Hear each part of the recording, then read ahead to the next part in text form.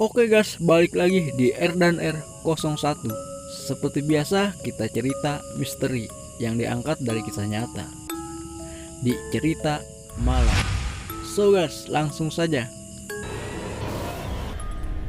Andi sudah menjalin hubungan kekasih selama 2 tahun lamanya dengan Lily.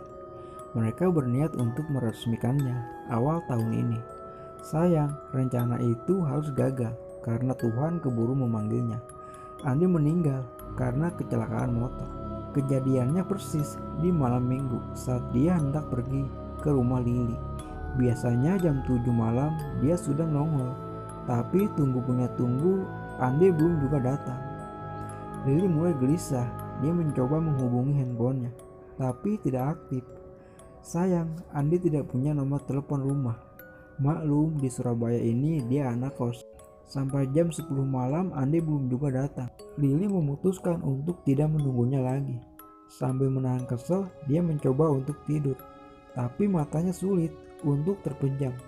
Dia bertanya-tanya dalam hati, di manakah Andi berada. Dia berniat menanyakan hal itu esok harinya di kampus. Kalau dia berani selingkuh, awas ya. Begitulah kira-kira yang terbesit di benaknya. Tapi anehnya, rasa was-was makin merajai benaknya. Hingga dia dikejutkan oleh dentang jam dinding yang menunjukkan angka 12. "Ah, aku masih belum bisa tidur," ucapnya.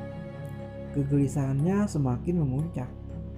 Tiba-tiba Lily merasa haus. Kemudian dia keluar kamar dan menuju ruang makan. Dia membuka kulkas, ambil sebotol air dingin. Dan saat dia hendak kembali ke kamar, langkahnya mendadak sangat berat. Udara dingin menghempas. "Ini ada apa ini? Kok nggak biasanya seperti ini?" batinnya.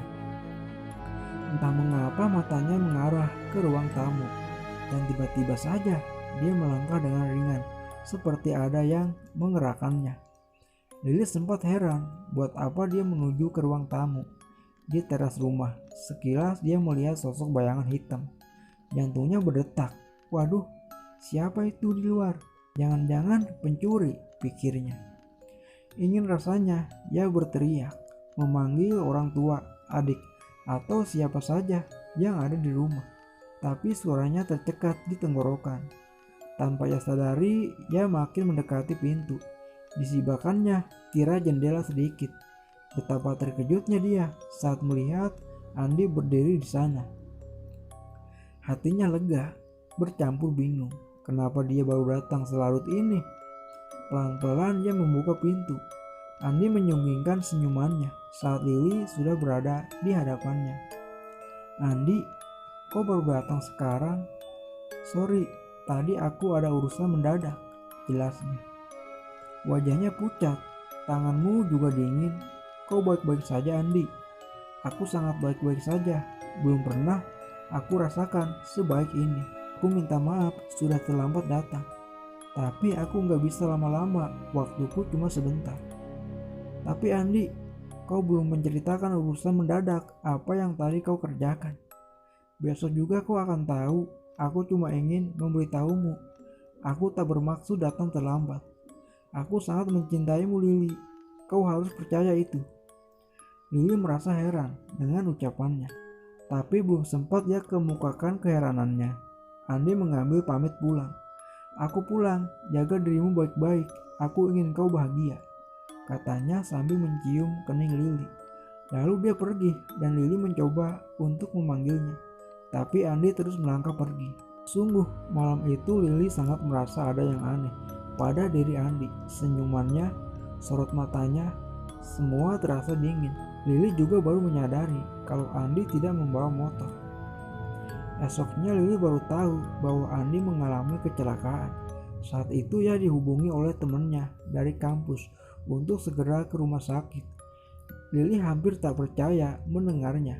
Menurut keterangan petugas di rumah sakit, Andi dibawa ke rumah sakit sekitar jam 8 malam dalam keadaan sudah tak bernyawa. Motornya hancur berantakan. Lily bergidik ketakutan. Dengan ditemani seorang teman, ia bergegas ke kamar jenazah. Dia membukakan kain penutup tubuh Andi. Tampak wajah kekasihnya yang pucat pasi. Bibirnya membiru. "Ah, Tak sanggup aku melihatnya lebih lama lagi, ucapnya sambil menangis.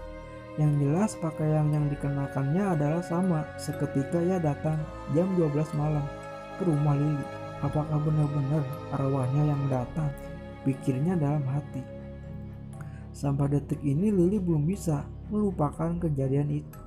Sosok Andi masih menempati ruang khusus di dalam hatinya. Selamat jalan kekasihku,